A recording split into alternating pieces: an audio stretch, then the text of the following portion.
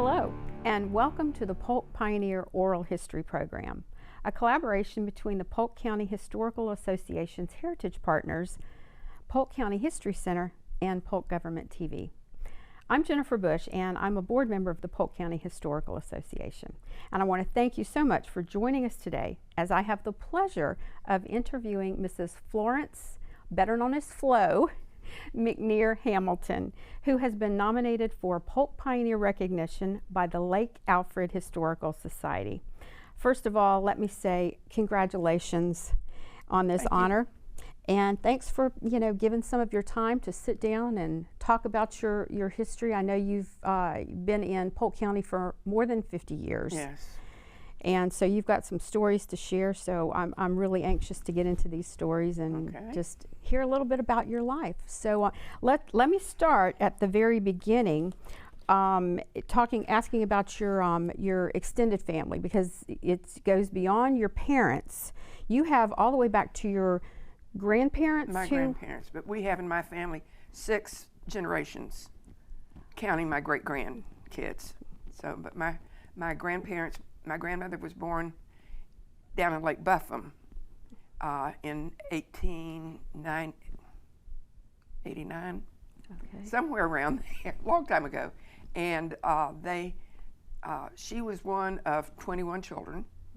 Her father had 15 by the first wife, 6 by the second, of which she was of that mother, and then he married a third time, but they didn't have biological children, but that wife brought 6 more kids to the family.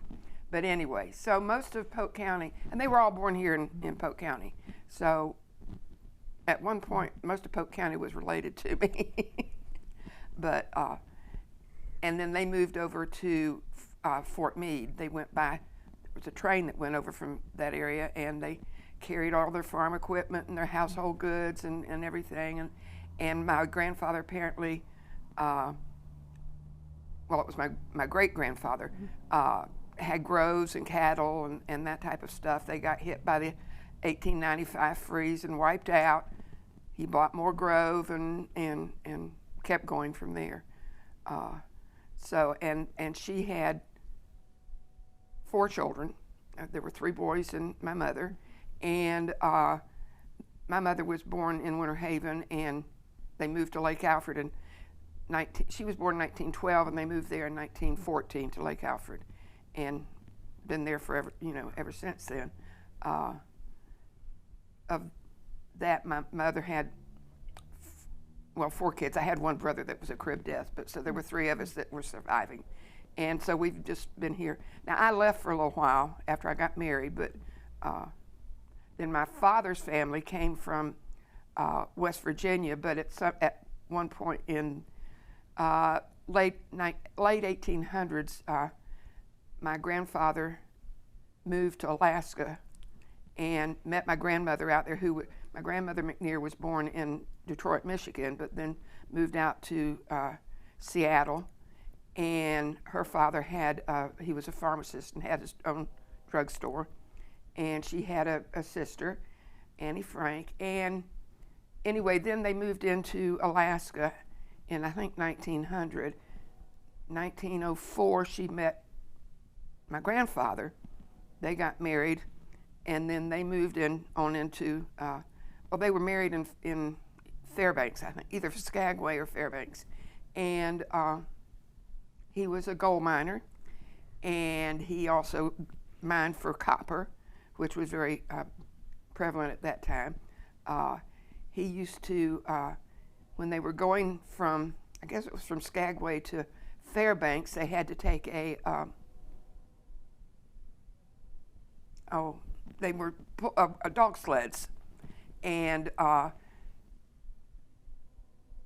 when they were going across, apparently it was getting late in the season and the ice was starting to melt, and they were having to go across glaciers and across frozen rivers and that type of stuff, and they were trying to get in there before the rivers melted, so that the dog sleds and the wagons could get across. They had some harrowing experiences doing that. They picked up, my grandfather had told people were trying to get across the glaciers and the rivers, and so he would take other people if they wanted to follow him. He says, I've never been here before, but I'll lead you. And so they did that. My grandmother at one point, the river was melting, and so there were blocks of ice and they were trying to get across, and so he ended up having to tie my grandmother to the sled and covered her up with, rugs and bear skins and all that kind of stuff. She had her little kitten Peaches that she carried across with her, and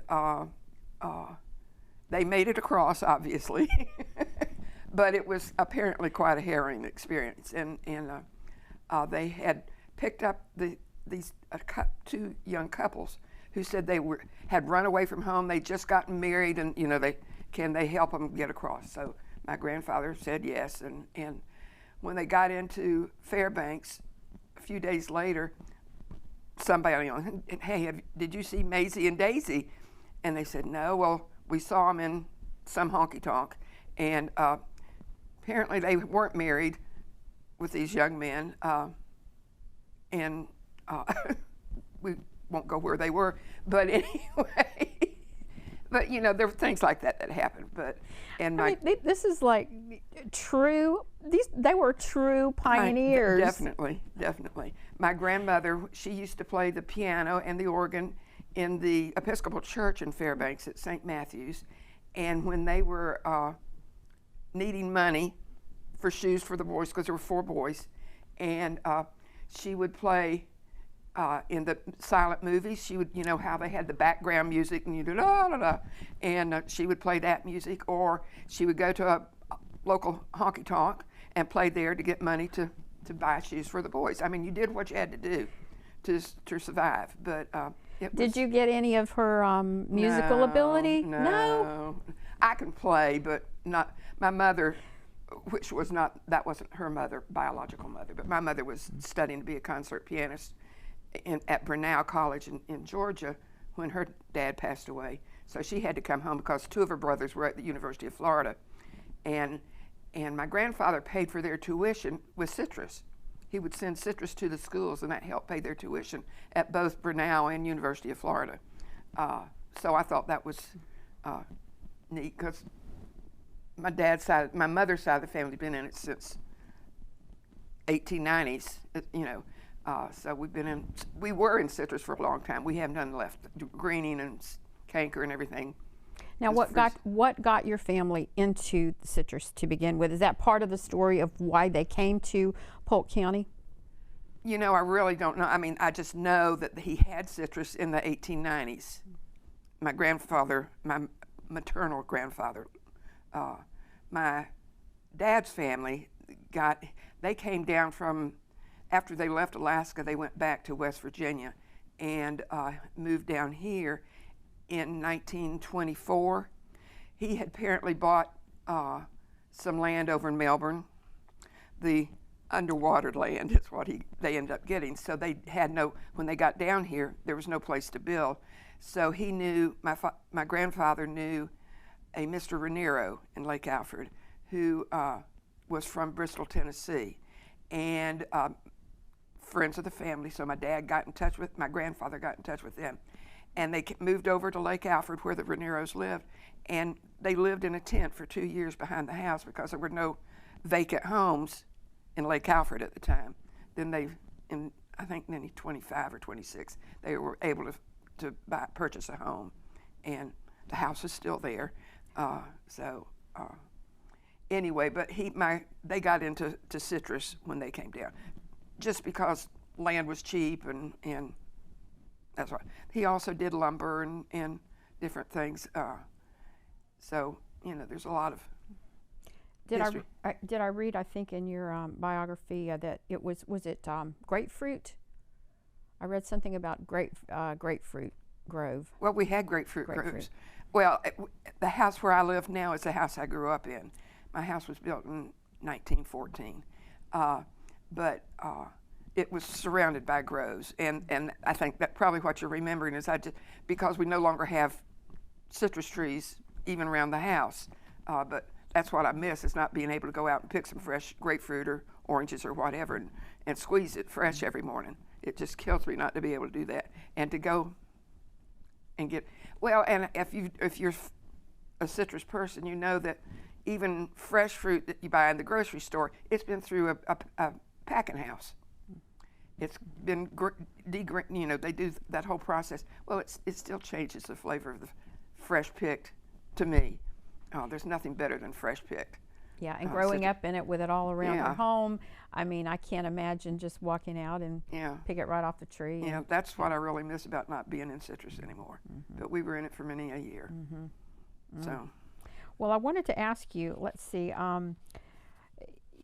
a little bit about your, like I said, your grandparents were true pioneers. Your family, just getting here was really such a neat story.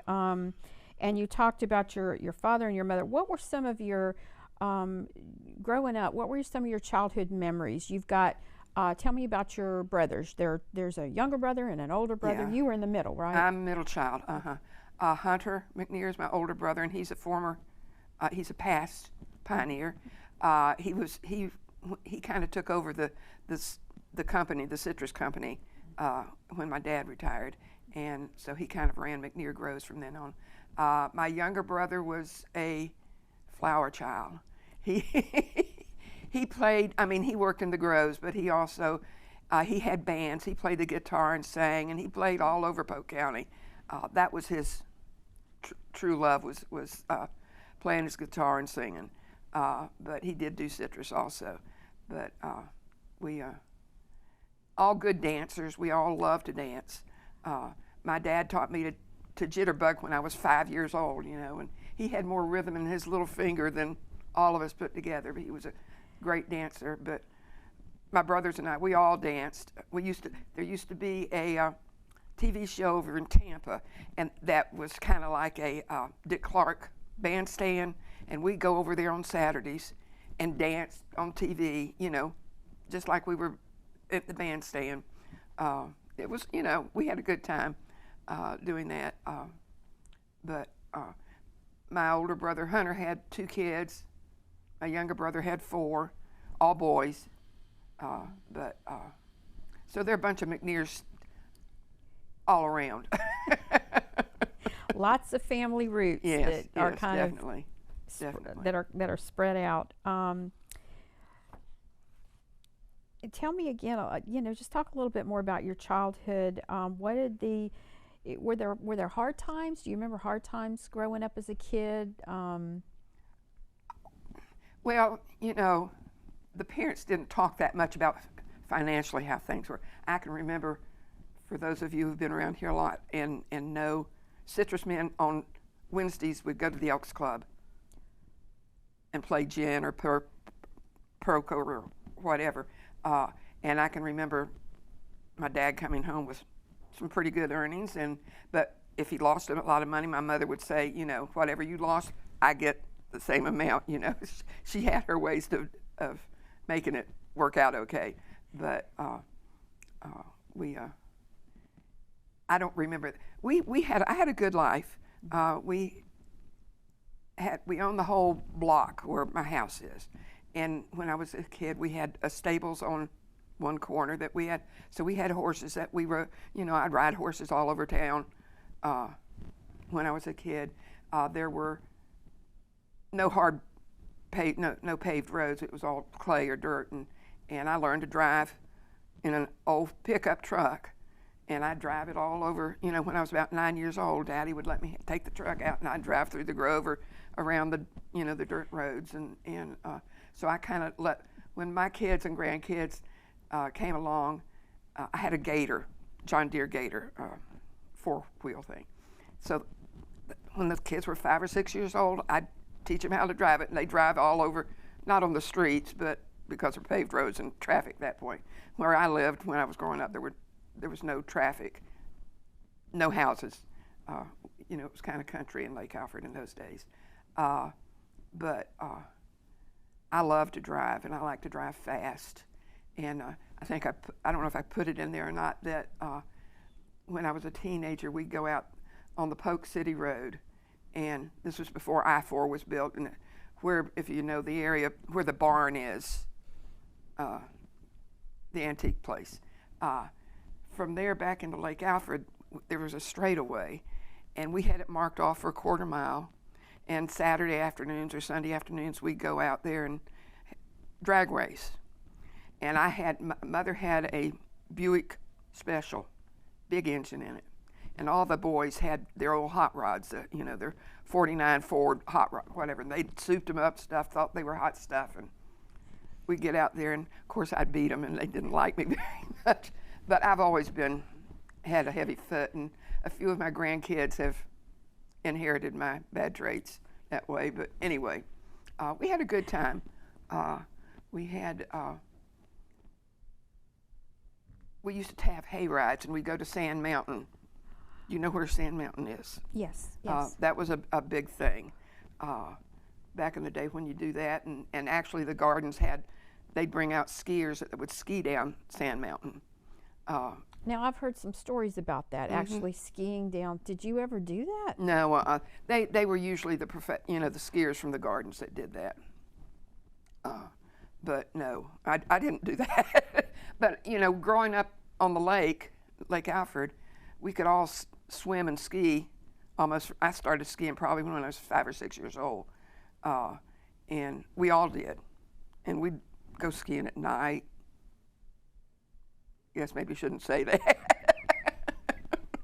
But we would, we just had a good time. Small town, you got away with murder. It's like when my dad, side story, when my youngest daughter was in kindergarten, she came, I got a note from her teacher and wanted to talk to me. So I went up to school and they said, you need to talk to your father about the stories that he's telling your daughter. And they had a show and tell. And so Dad told my daughter that living in Alaska, at nighttime, it was so cold up there that they used chamber pots instead of going to the outhouse. And so he didn't want to go out in the middle of the night one time. So he proceeded to lift the window in his bedroom and go out the window. Well, it all blew back in on him. Well, he tells this to my daughter, and she tells it at show and tell. So the teacher said, you need to talk to your dad about what he tells your daughter at that age. No, that's priceless. Hey, and that's history. I mean, a lot of people don't even know a chamber pot. I mean, I know when you said chamber pot, I know what that meant. A lot of people don't understand what that's about. So, no, that's a priceless piece of history right there. Anyway, but we had a good time growing up. I was a swimmer. I did competition swimming starting in the fifth or sixth grade and did it all the way through high school. I was a backstroker, and then in college I did synchronized swimming. And but when I was doing competition swimming, Winter Haven had no pool, so we would go down to Lake Silver, and there were 2 docks about 25 yards apart, and so that's where we would swim our laps. And we'd start in January, and we'd start with just wearing regular bathing suits, and then we would add a sweatshirt, and then we'd add the sweatpants, and that was our weight training basically. Because we didn't have weight rooms and any of that stuff back in the 50s and 60s. And when we would go to practice our dives and our turns, we went to the Haven Hotel, and that's where you would practice your dives and practice your turns. And then we'd do our swim meets. We didn't have any in Winter Haven. We had to come here to Bartow or Davenport or towns that had community pools, and that's where we would have our meets. Wow. So, and if it was a big meet, we'd go over to St. Pete or Clearwater, someplace over there, typically. So, and I was a dancer. When I was very young, my dad told my mother that I was on the chubby side, and I couldn't sit in a chair without falling out of it. I was so clumsy. So Dad said, get Flo in some dance classes. And that's how I started dancing. And turned out I loved it and was fairly good. And I was in my last dance recital when I was 65 years old. I did tap and jazz. And then when we stopped that, I did ballroom dancing. And I did that for a few years until I'd taken several of my grandkids out to Utah to go skiing, and I blew my knee out, and that was the end of my dancing. I mean, I got an artificial knee and stuff, but the balance was gone. So I chair dance now. You said something about synchronized swimming. Yeah. When did you do that, and how did you get into that? In college. It started out, I had a friend that she was at FSU, and she was doing synchronized swimming up there.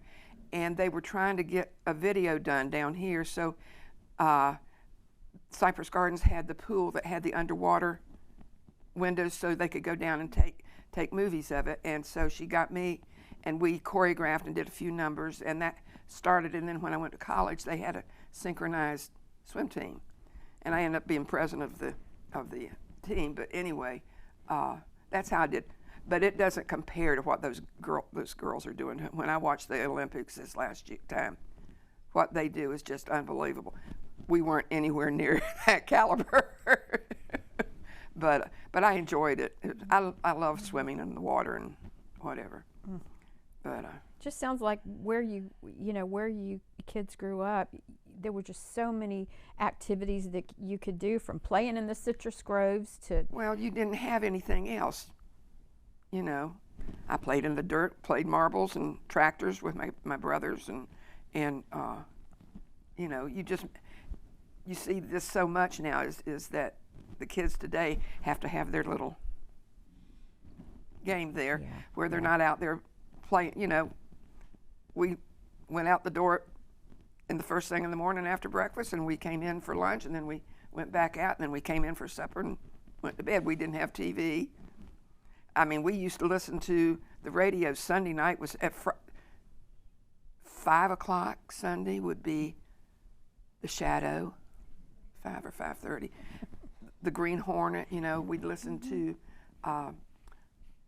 what was her name? Burns and Allen on the radio that Sunday night. You know, that's what we did.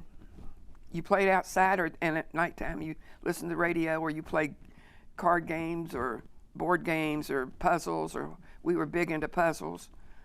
You know, we didn't have all the stuff that the kids have today. But so, you know, it was good, wholesome fun most of the time, unless you're out drag racing. Well, I'm just like, I can't, so I don't know, I just can't picture you drag racing. Oh, yeah. And I still like to drive fast, so. At Well, that was going to be another question I was going to ask. When I leave here today, do I let you go, you know, ahead of me and just, you know? Yeah. Oh, goodness. Any other, anything else you wanted to mention about your school days? Well, in school, public school, I did swimming, volleyball, basketball, softball. I was on the varsity of those teams. I was very athletic. Enjoyed it. If I could still do it today, I would. I went on to become a tennis player and a golfer, and, you know, whatever I could do, dance, fitness classes, you know. I was very, very active and very physical. And if the knees were what they should be, I would still be doing it.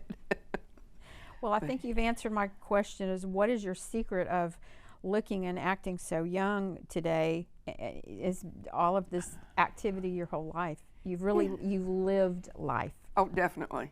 And I had a good time doing it. Now I do more sedate things. I'm a big bridge player. I play several times a week in regular games, and then I substitute when anybody needs, you know, if I'm not doing something else. I'm very involved in my church. I've been on the vestry a couple times. We used to do, before COVID, we had dinners every Wednesday night, and I was one of the cooks for that once a month. I'm in charge. I do the flowers at church. I'm an usher. I count money. I had some surgery a year or so ago, and I said, I just want, you know, we need to hurry up with this because I got things to do. And he said, he said, well, what do you got to do? And I tell him. He said, well, we'll get you out of here soon so you can start running the church again. So that's kind of the way I feel. Now we've got a new events committee, and we're doing socials every month. So I'm helping with that and just staying busy. I don't believe in sitting around. Well, I want to ask you, now your husband, Bob Hamilton, how did y'all meet? He went to the Citadel in South Carolina, and I was my brother Hunter was a Sigma Nu at Florida, and they used to use our house for a lot of the rush parties and different parties that they'd have.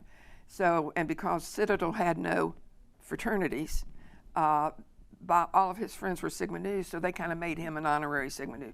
So he came to all the rush parties. Well, I was home when one of these parties was going on, and we met each other, and we danced a little bit. We were out on our carport and driveway and stuff, and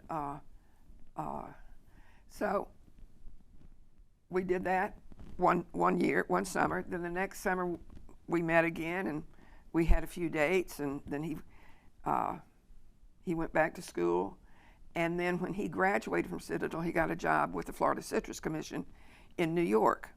He was doing PR and marketing up there. So when I finished school, we got married the next summer. In 1963 we got married, and I moved to New York with him, and we were up there for a couple years, and we had a good time. It was during the opening of the World's Fair, and that was very exciting. But because of Bob's job, we had to entertain during the opening week of the fair. There were parties every night and different functions going on. So they moved us into the Americana Hotel. We were chaperoning the Florida Citrus Queen, who was Nancy Collins at that time. She was Governor Collins' daughter. And so Bob would have to take her to the market every morning, and she'd be on different TV shows, and it was all stuff to do with the opening of the fair.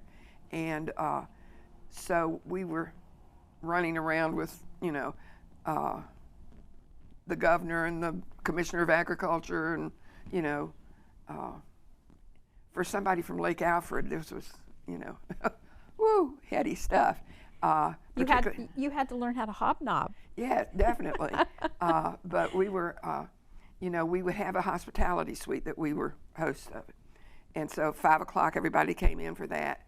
Then we'd take them all out to dinner, and we'd go to the Copa or wherever, and I can remember Julie London and Johnny Mathis, and they were all at the different dinner clubs that we would go to, and that we're taking people to.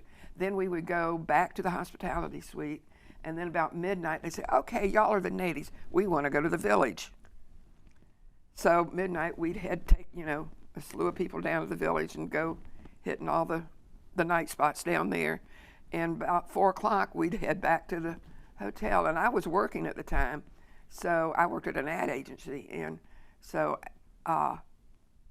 Bob would get up and take Nancy to wherever they were going that day, and I would go into work for the day.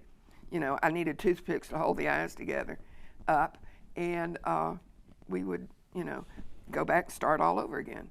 And that went on for a week, and I tell you, I couldn't do that today. I couldn't have done that even 50 years ago. But it was fun. And then when we moved from New York to Miami, and we did the same time. He still did marketing and PR, so we worked a lot of conventions, and because of Bob had friends that were advertising executives, and he would meet people that they were like Johnny Desmond and Johnny Carson and all these different people. And Bob would meet them because he'd go to the NBC where they were. Actually, we went there one time before, I was up there one weekend before we were married, and he took me to the NBC, and I got to go up in the control room. And I think it was the Jan Murray show. Anyway, I could sit up there and change. If they had two guests that were in the same color, you could sit there and dial things and change the color of their clothes. So it was neat, those kind of things. But Bob would, so-and-so would come down to Miami and want to go play golf. So they'd call Bob up because they knew we were down there, and he'd go play golf with all these TV stars, singers, Guy Lombardo, you know, all these different people, and he'd say, well, so-and-so called me up and wants to play golf. I said, you're going to play golf with, you know, bigwig and, you know, very famous person. And oh yeah, you know, and they go off and play golf and have a good time. Of course, he didn't take me, but I didn't get to meet them all, but he did. So, you know, it was an interesting life before we came back to Lake Alfred. And then what brought you guys back to Lake Alfred? Well, we had moved from New York to Miami to Maitland, Orlando area, and we were up there for over 20 years. And then Bob was in, at that point, produce sales again, and he was working down in Frostproof and living with his mom during the week so he could go to work down here, and I was staying in Maitland. And then my mom died, and my dad got, we went through 3 housekeepers after my mom died. Dad didn't know how to boil water, and so they didn't work out, and so we were in the process of moving in with him so that I could take care of him. Bob, we could live together again instead of this weekend marriage. And then my dad got sick, and he passed. And Bob was already working down here, and we had a home, my parents' home, that I bought out of the estate because it was left to the 3, my brothers and I. So I bought it out of the estate, and that's where I am. This big old house all by myself now. Me and my dog and my kitty cat. And Bob passed away in 2008. 2008. Mm-hmm. 2008. Yeah. But what exciting times you guys had together. Oh, we did. I mean, you saw things most people never have an opportunity to see. Well, it's like both of my brothers stayed here in Polk County. I'm the only one that took off and did things, and I don't regret it. I mean, it's nice to be back home again, but I had a good time in the meantime. Well, we're glad you're back home too. Thank I mean, you. otherwise you wouldn't be sitting here sharing your life stories, right? Right. How about now? You've got 3 children, right? Tell me about y'all's. I have. Tell me about your kids. Well, my oldest, Lori, passed away when she was 39. She had melanoma that passed, but she had 2 daughters, Mary Catherine and Elizabeth, and who are now 24 and 26, somewhere around there. They live in Atlanta area. Lori was a middle school counselor, and her husband is still up there, and he remarried. Then my son RJ, I call him Rob, but his friends call him RJ. He's got 2 kids, and his 2 kids gave me my first 4 great grandkids. So Kayla's got a 9-year-old and a 6-year-old, and Bubba's got a 4-year-old and a 10-month-old. So are they here? At Fort Pierce. So it's just 2 hours away. So I don't see them a whole lot because, particularly with Kayla and her kids, her daughter's now into dance, and Graham is into golf, and at 6 years of age, he's so cute, carrying his golf bag, and his he's cute. He's a cutie, and he's doing baseball, t-ball, whatever it is that they do at that age. Then Bubba has a 4-year-old, and his older one, Blakely, she's taken after her daddy. They're going to have their hands full. The baby we don't know yet. He's not, the personality hadn't come out yet. But anyway, they're down there. And then Deborah, my youngest, she lives in Huntsville, Alabama. She owns her own insurance company.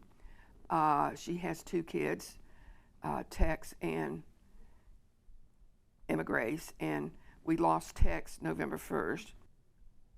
The program, he had 2 instructors with him. They were in a pool, and they were doing like when you're doing a life-saving course that you're the lifeguard, and you've got a victim who keeps trying to pull you down. Okay, yeah. That's what they were doing to him, and apparently the cause of death was drowning due to cardiac dysrhythmia. 24 years old. he just finished college. He was a football, had a full ride football scholarship. He went to Eastern Kentucky. Anyway, he just recently passed away. His sister Emma Grace is our our diva. She is in New York, trying to get on Broadway. Wow. She's a dancer, singer, actress. She's done quite a few shows in Chicago. She graduated from college in Chicago, from the Chicago School of Performing Arts through the Roosevelt University. But she's doing quite well. I'm headed up to Chicago in a few weeks. They're doing a world premiere of a new show that she's in, and has a good part. So if this show makes it, then it goes to New York, because it's never been shown in New York yet.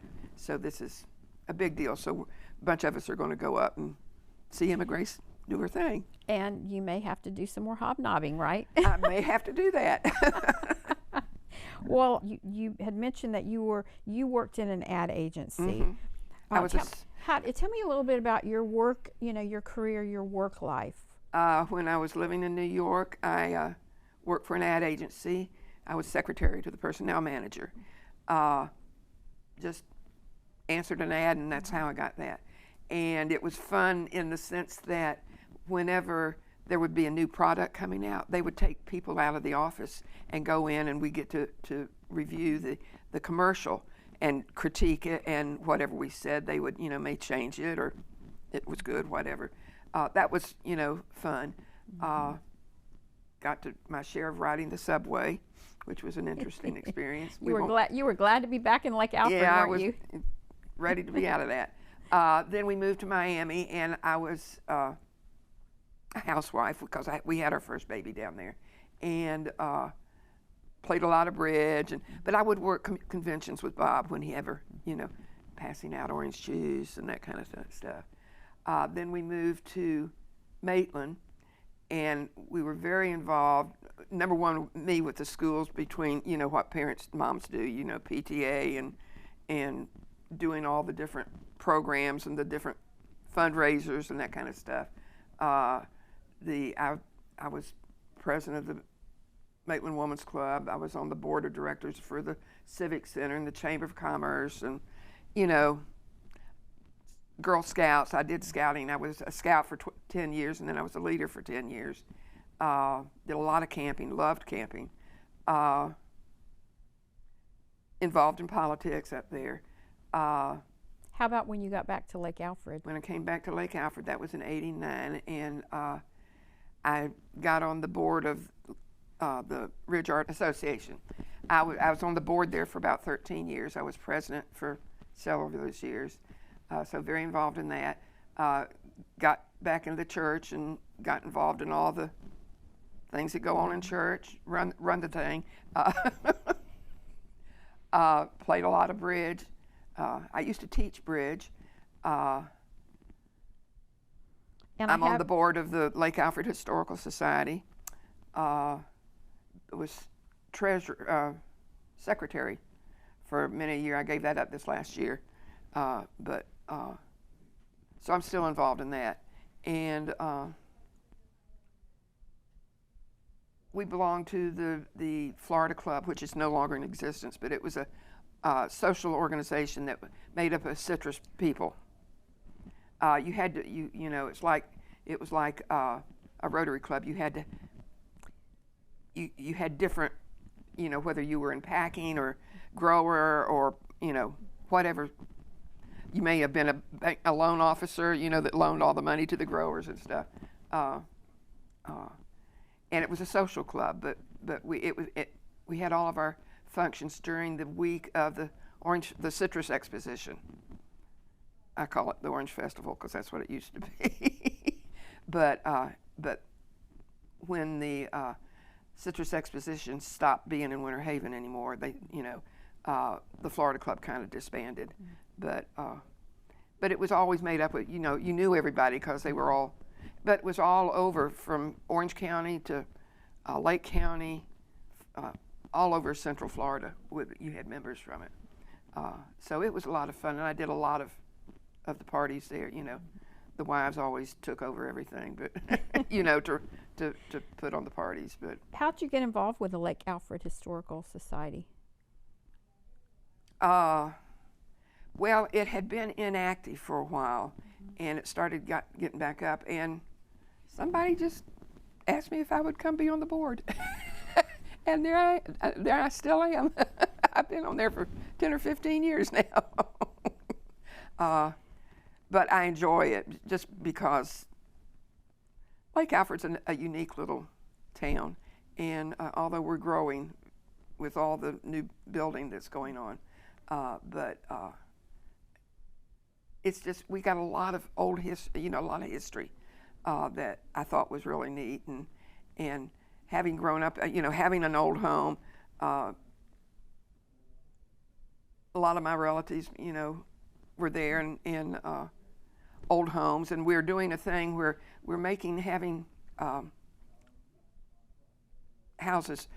The miniature houses. I wanted to ask you about that because you've got two of the McNeer homes that are. Well, tell me about that. My house, my grandmother McNeer, her house, my grandmother Lawless's house. We have my cousin Gordon McNeer, which as you're going out Lake Alfred on 557, there's a big white 3-story house on the left. That's my cousin's house. I mean, back in the day, most of the Lake Alfred was related to me, but we have, and all the houses, except my cousin Gordon's, I don't know about his house. Supposedly our houses are all haunted. I've never experienced it in my house, but my kids and everybody that stays there says it's haunted. Well, are you serious? But I'm not. What are they saying they see? Oh, they hear things, they see things. I was at the post office one day, and this lady came up to me, who was one of my former scout leaders, said, "So-and-so who has bought your grandmother's house would like to meet somebody in the family." And I thought, well, they just want to know the history and blah, blah. And I said, sure, I'll go down. What they wanted to know was whether the house was haunted. And I said, not that I know of. I was in that house just every afternoon after school, because it was right down the street from the school. And so she told me several incidences of what had happened. And so I said, well, let me call my daughter Deborah. She's my psychic child. And so I called Deborah. I said, Deborah, is Grammy Lawless's house haunted? And she said, well, of course it is. I said, what are you talking about? She said, ask cousin Kristen and Jason. Grammy would never let us go in this room or that room, I said, y'all are crazy. But this family had a lot of things happen. Then my grandmother McNeer's house, the couple that bought that house, they had a 9-year-old daughter who kept seeing this apparition down in the living room, just sweeping. Was very benign. There was nothing scary. She just swept all the time. I don't know.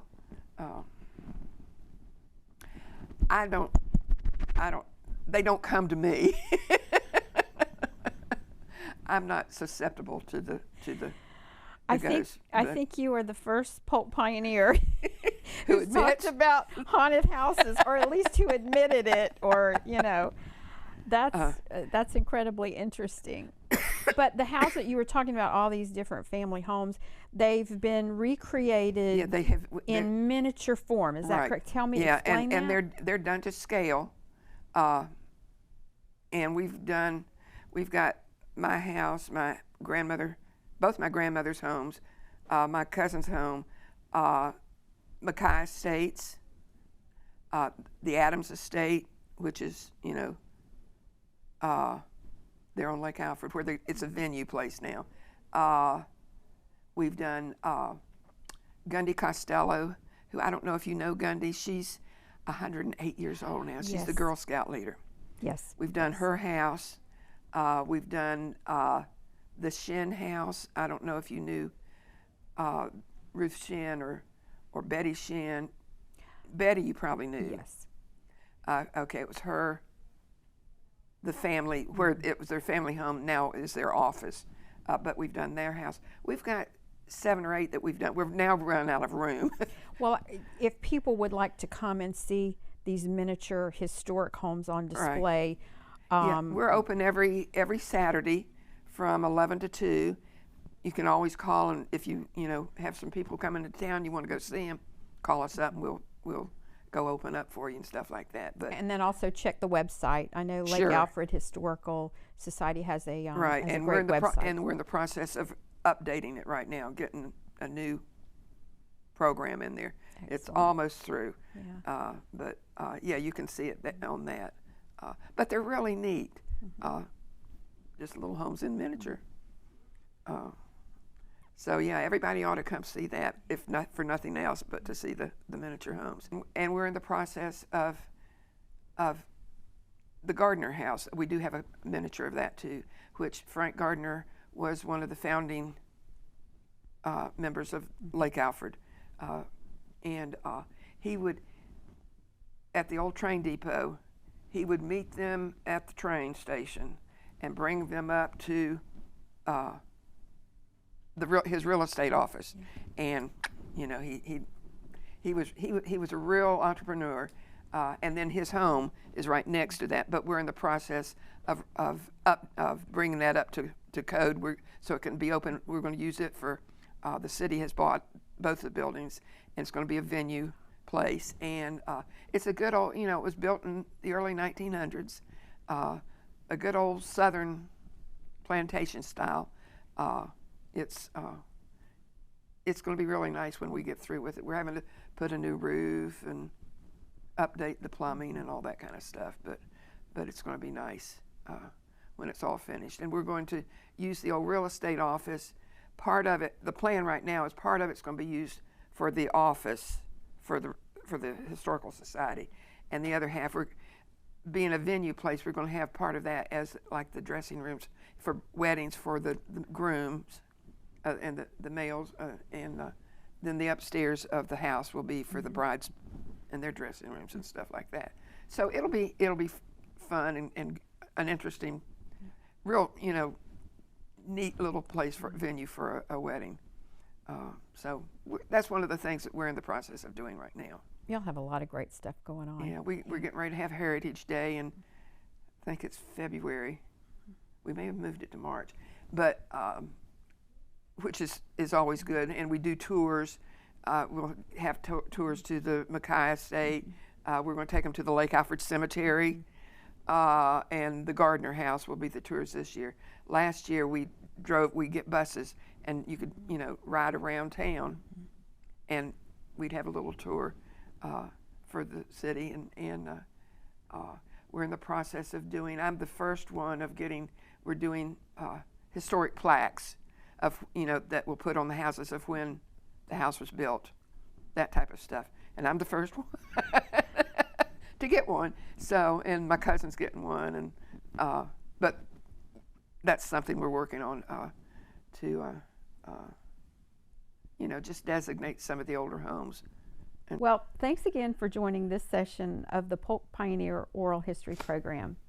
And I hope you'll check out more of our Pioneer videos as we document these great life stories in order to preserve and promote the wonderful history of Polk County. Thanks again.